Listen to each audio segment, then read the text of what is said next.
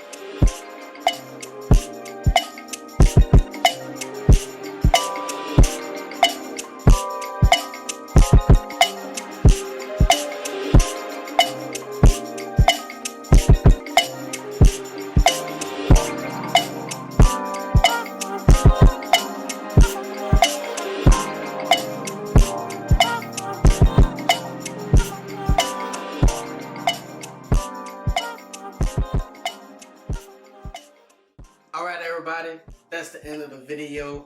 Make sure you hit that like button. Make sure you hit that subscribe button if you're new to the channel.